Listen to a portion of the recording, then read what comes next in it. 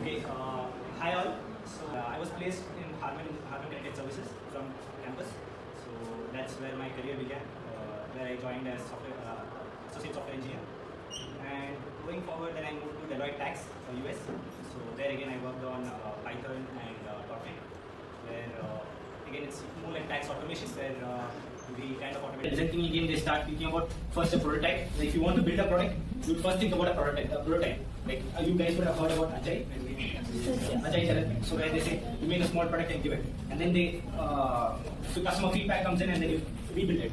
So that's prototyping. Then there is one thing for testing, and then there is one thing for empathy. Like empathy is also very important. Again, we have to know in your organization who are there. Assume that you're a founder, and if you have 15 employees, maybe your new employee joins in. There's been a long gap, and these 15 core employees are very close, and they are like all friends now. And now when a new person comes in, maybe it might be difficult for them to accommodate this person. So, as a founder or as a person from the organization, everyone should listen up. So that is empathize. You should be able to listen to each other.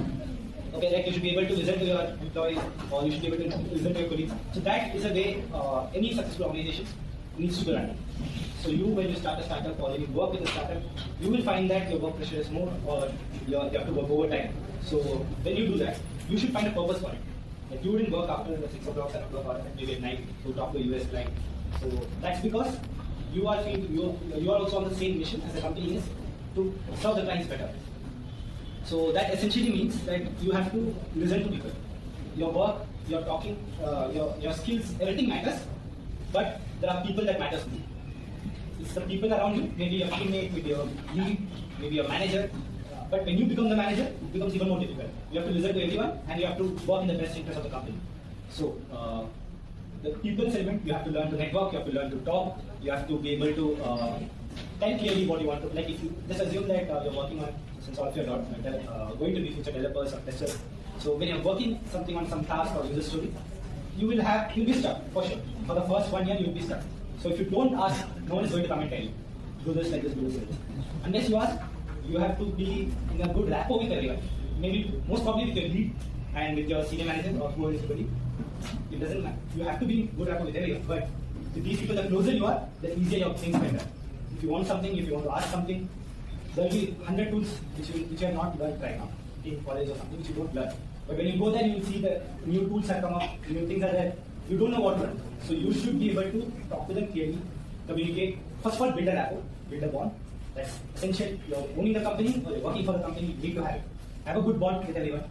Talk, know them better, help them, and don't directly ask for favors, because many times they will just push you away. You should try to offer them something first. Not like, I know you cannot offer them explicitly, but your good words are always something that adds on. So building people relations is a very important thing, and that's probably the very most important thing about any company. The closer the people are, the faster the things get done, more the knowledge you have, and you would be knowing very clearly where you have to go. You would not be lost just thinking there's a task assigned, you don't know how to start on it. You cannot waste 2 weeks on it and then come up and say that I didn't know when the delivery date comes. So if you know the people well, if you know what it is, who it is, you will solve your problem faster. So then define. So define part of the design thinking, mind mapping is more like you should be very clear on what your objective is. Like if you are building a company or building a startup, you should be clear what problem you're solving. That is why the vision, mission, and value proposition comes into picture. Very clearly define like what is your target, what is your audience, where you have to go to, what is your aim for the short term, what is your long term goal, how many people you want to serve, what matters the most for the company. Is it the values? So, like from my past experience, one of the company that I worked for, Deloitte, they had excellent people skills and they had clear-cut vision. And everyone in the company was very sure that this company will protect me. That is a confidence that every employee should have. So that was something that I feel I'm still lacking on many other places I work. But that is one thing, because there the people mentoring was very good. So the people used to connect with you, used to have a mentor, used to guide you where to go, how to go. They give you platform to talk, they give you seminars to attend, they train you, all that. So it kind of makes you confident more on how to approach people and how to get things done. So that's very important. You have to be very clear, and when you define your goals, people should be more aligned not to the business aspect, but to the vision and mission aspect. Where the people, like even if the students also, if you are building a product, and if everyone knows that your goal is to win this particular hackathon, and all your friends are together, and all of you are determined as such together, it's definitely sure you come up with a good idea, a good product. But at the same time, if this assumes one person is working very hard, the other three are like lazy, you can just join it because they were forced. So the department said you have to join, so you join. So that's not how a good product is made. A good product is made when people come together, they collaborate, they brainstorm, they fail, they build again. Okay? That's one thing. And again here, they talk about ideas where you again discuss and collaborate. So if you see, essentially, here the only part where a business product is talked about is a prototype. Nowhere else. Maybe in the testing also, yeah, they are testing it. But again, the testing part is not actually about the product, but testing how the client would see it. Would your users like it? So just testing, like, is there anything that it's like a fail check, that's all. So the other main concepts are again all dividing the people, about the idea, about the openness in the company. One common example is Kalpana Chawla, I think all of you would know, was a famous astronaut. She passed away because when her space shuttle was coming back to Earth, so it burnt up and she passed away. So that thing could have been avoided. That's called the speak-up culture. What essentially happened was during the testing phase, like there was this fail checks started. So one person had actually noticed that there was a small gas leak in one of the chambers, but the person was scared of his superior, so he didn't actually raise it as a concern because everything was ready to launch. The world was looking at this at NASA because it was an NASA mission, and they have put multi-billions into it, and they have kept astronauts ready. Everyone is loaded. Last minute check, he noticed this small gas leak, but he didn't mention it because it is something that can be ignored. You should be. Like now they say it should be, but at that point of time, it was just like experiments where first time you're sending a person to space and you're still not. You were initially like launching dogs. Russia had launched a dog to space. First, it was to go to space, and there were small satellite launch. But a person going was a big thing. Like, the world was focusing at it, and this guy felt scared to raise it up. If he had raised it up, they could have saved 4 lives, I think. One Indian and the other. But every life is a life. So that speak-up culture is something that you have to foster in your company.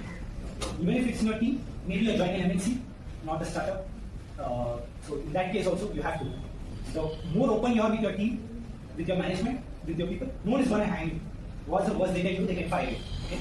That's also not like, I have not heard of anyone being fired so far, as such, unless there was a major layoff or something. So there is nothing like anyone told something and even got fired or something. You can, the job market today is very good. So you have to, you can see it's all easy things, but again the point is, when you're working towards a mission, you're working towards building a product, a quality product, serving your clients, customers, and making an impact.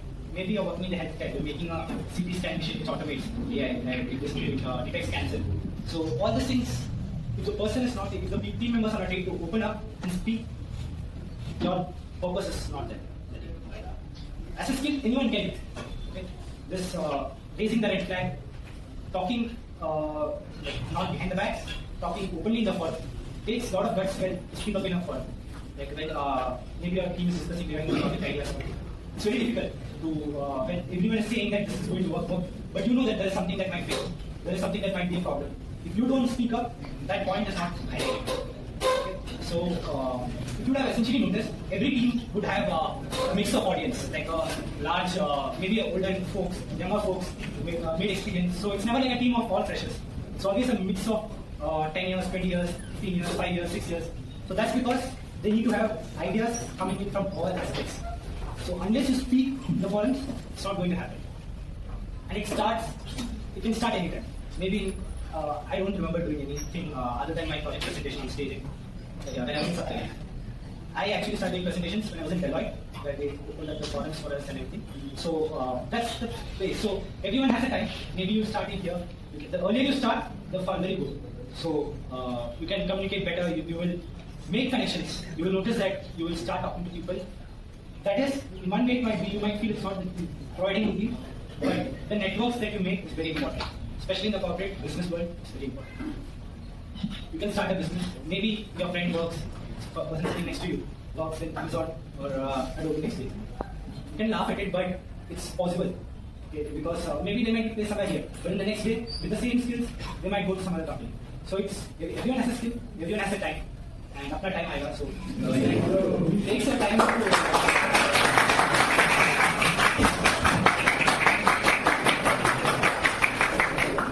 to come out and speak to let people know about their ideas. So the final part of the presentation is where we go to business way. So value proposition defines everything, like how the company should be, how it should run, and all. But business way, like are we actually trying to solve a real problem? Is our business making a difference? Okay, so this can come into picture like Nokia. It's a very common example. Very successful company, multi-billion-dollar company. They had all the money. They were at one point even bigger than Apple today. So, but they failed. Why? Because they were not ready to change. They were not ready to go with the touch screen. They thought that making better keypad phones would work out. That's where you come business with. When you know the market is changing, when you know the business requirements are changing, either you have to be innovative and come up with something that's a better point, or you should come up with something that's at least able to cope up with the industry. If you try to not change, if you try to stick to whatever you have, build on whatever you have, that's not going to work. You have to change. Even after you work, maybe as a developer or as a tester, you cannot work on the same language. There will be changing languages. At one point, Java was C++, then Java came in. Now Python has come in. Then there is JavaScript. Today, I think JavaScript is the most advanced one because everything is running in JavaScript today. Backend, frontend, everything can run in a single language JavaScript. They have different frameworks, but again, that's like the next level of Python. Because Python has one very easy code and everything, but there is one major drawback that it's not very efficient. You cannot run a very big scalable application on Python. You can run, but it will be much efficient in even .NET or Java. Because Python is not very effective. It's interpreted language, I think. Along with that, it's still having a lot of pain points. So JavaScript is something that I think we personally look at. A lot of offerings are there. So the change, again, business change which is needed, your business should fit into. It says alignment between offerings and overall business goals and strategies and capabilities. So goals, strategies and capabilities are again defined around the value proposition. But align, what are you going to offer from this? Like whatever company, whatever product you are building, you're building a maybe a new app for like Ola. Okay? Just assume it's Ola. So you're building Ola and you're trying to offer. So if there is already 10-15 competitors, it doesn't make sense in coming in. Just there is the same copy of Ola. Anyone can take it. Those are mostly open source. So anyone can make it. The point is you have to be able to again come up with a gain point where it's different and it change. So that's where business fit comes into picture. You're trying.